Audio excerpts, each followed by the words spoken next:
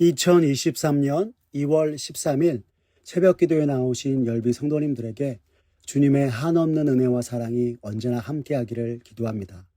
이 아침에 우리가 함께 살펴볼 하나님의 말씀은 마태복음 10장 34절에서 42절까지 있는 말씀으로 신약성경 16쪽에 있는 말씀입니다. 마태복음 10장 34절에서 42절, 신약성경 16쪽에 있습니다. 다 찾으셨으면 제가 하나님의 말씀 받들어 읽겠습니다. 내가 세상에 화평을 주러 온 줄로 생각하지 말라. 화평이 아니요 검을 주러 왔노라. 내가 온 것은 사람이 그 아버지와 딸이 어머니와 며느리가 시어머니와 불화하게 하려 함이니 사람의 원수가 자기 집안 식구리라. 아버지나 어머니를 나보다 더 사랑하는 자는 내게 합당하지 아니하고 아들이나 딸을 나보다 더 사랑하는 자도 내게 합당하지 아니하며 또 자기 십자가를 지고 나를 따르지 않는 자도 내게 합당하지 아니하니라.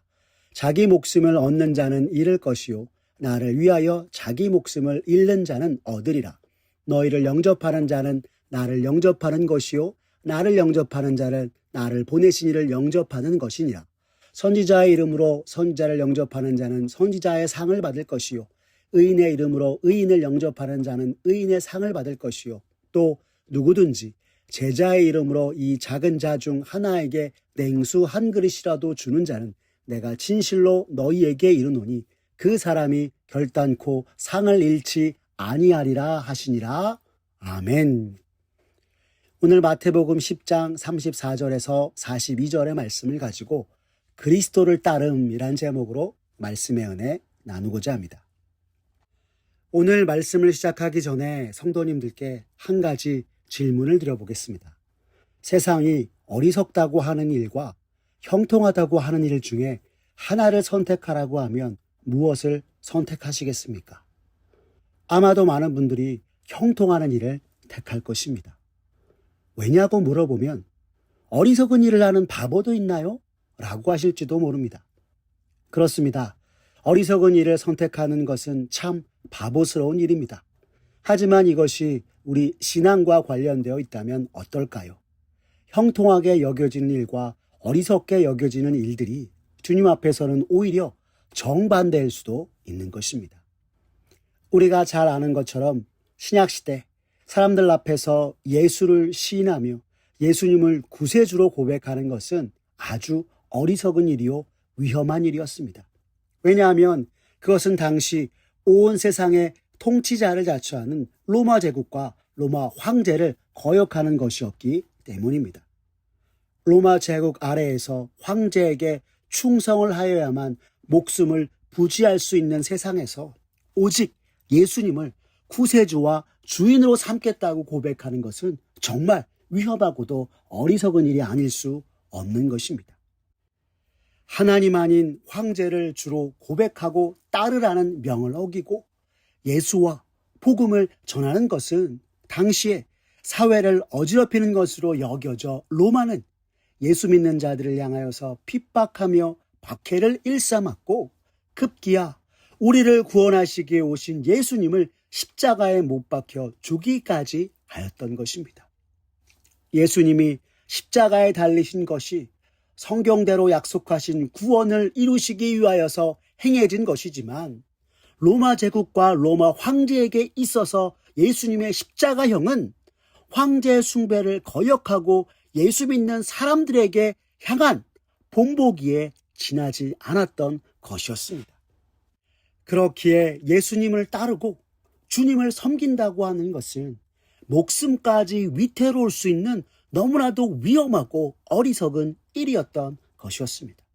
그런데 오늘 우리가 읽은 성경 본문 바로 앞에 있는 마태복음 10장 32절과 33절은 우리에게 뭐라고 말씀하는지 아십니까?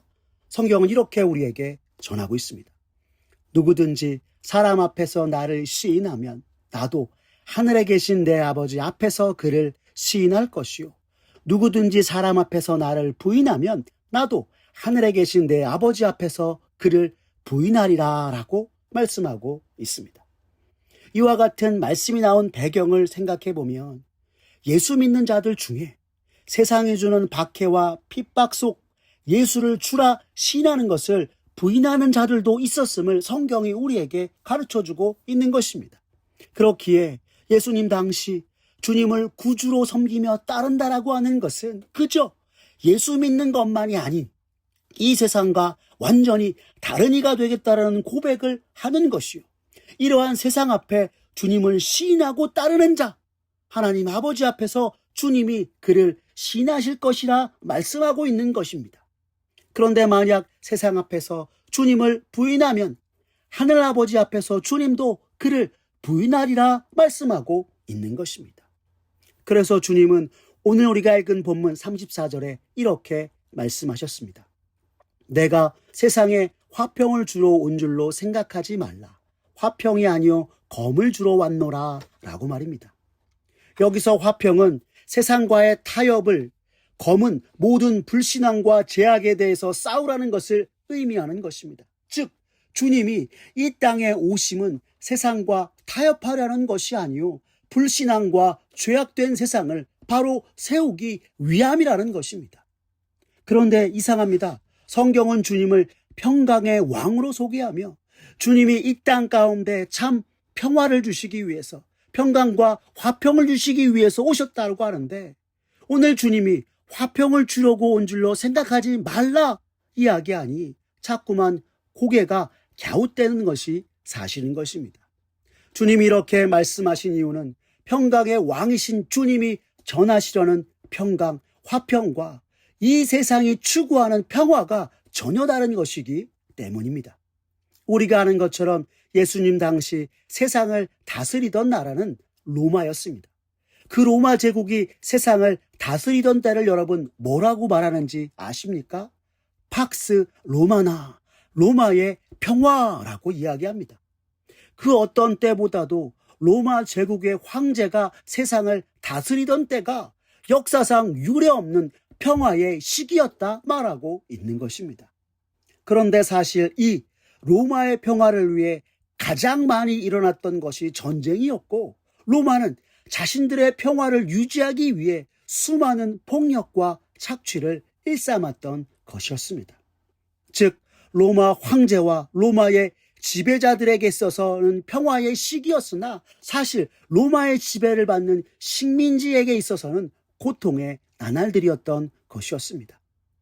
자신들만의 평화를 유지하기 위해 끝없는 폭력과 착취를 일삼는 것이 진정한 평화라고 할 수 있을까요? 그러나 우리 주님, 평강의 왕이신 예수님께서 전하신 평강 그리고 평화는 이러한 세상의 평화와 달랐습니다. 폭력과 억압, 불의를 일삼는 것이 아닌 비폭력과 자유, 정의를 따라 세워가는 평화와 평강을 전하셨던 것이 바로 우리 주님이셨던 것입니다. 세상이 추구하던 평화와 주님이 전하시는 평강과 화평이 전혀 다른 것이었기에 오늘 주님은 세상이 말하는 화평을 주러 온 것이 아니라 잘못된 것을 거슬러 바로잡는 검을 주러 오셨다 말씀하고 있는 것입니다. 그리고 이러한 일이 일어나는 것으로 오늘 성경이 가장 먼저 우리에게 전하고 있는 것이 바로 가정에 대해서 말씀하고 있습니다.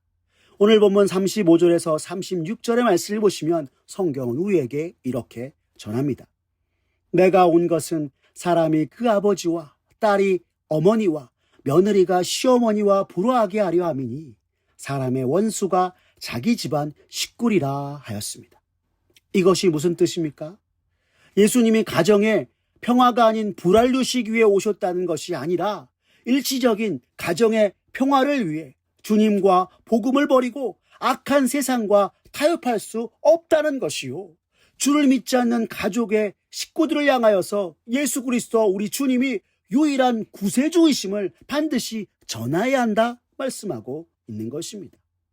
다르게 말하면 주님과 복음을 온전히 따르고자 할 때, 그리스도를 온전히 따르고자 할 때 믿지 않는 자들과의 갈등, 분쟁은 필수적이고 그 대상이 이방인들이 아닌 가까운 가족일 수도 있다 성경은 말하는 것이요.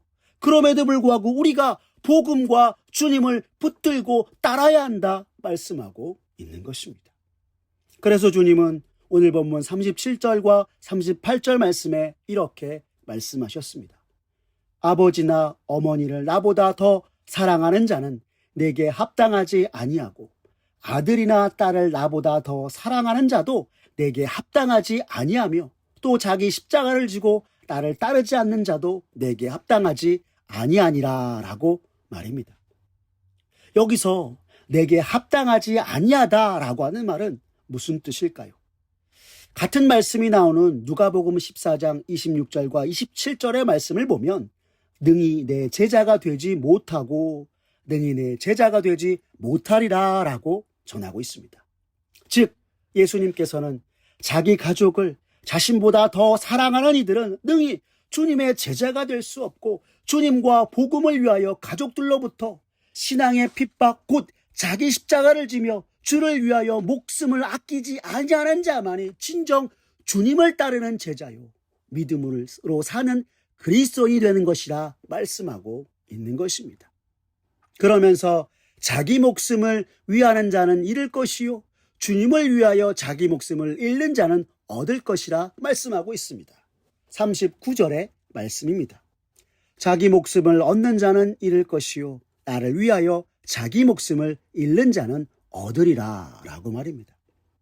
이는 우리가 주님을 위하여 복음을 위하여 하나님 나라를 위하여서 목숨까지도 아끼지 아니하고 나아갈 때 영원한 생명을 얻게 될 것임을 성경은 말씀하고 있는 것입니다. 그리고 이것이 진정 그리스도를 따르는 것이라 전하고 있는 것입니다.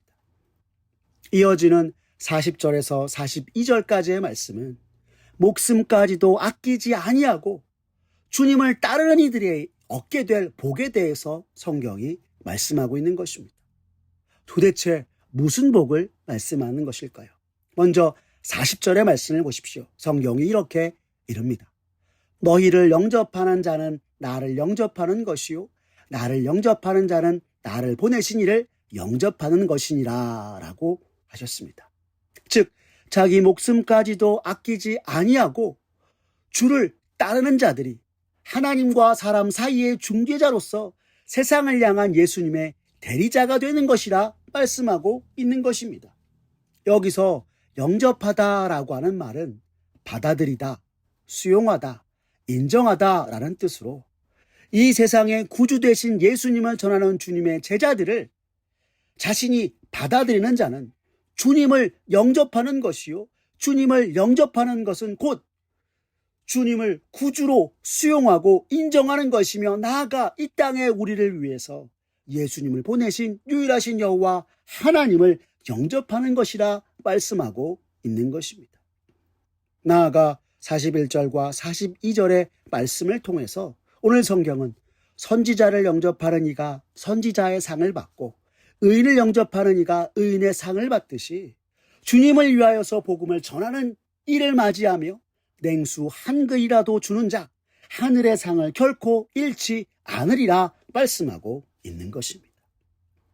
그러므로 사랑하는 열비 성도 여러분, 우리를 위해 이 땅에 오신 예수님으로 말미암아 구원받고 주님의 자녀요 백성된 이요 오직 주님만을 구세주와 주인으로 삼고 주님을 다시 뵙는 그날까지 주님을 따르는 참된 그리스도인으로 살아가겠다고 다짐하는 이로써 언제 어디서나 우리의 모습과 삶을 통해 예수님을 드러내며 주가 우리에게 보이신 생명의 길, 그 구원과 영생을 전하는데 부족함이 없는 저와 여러분 되었으면 좋겠습니다.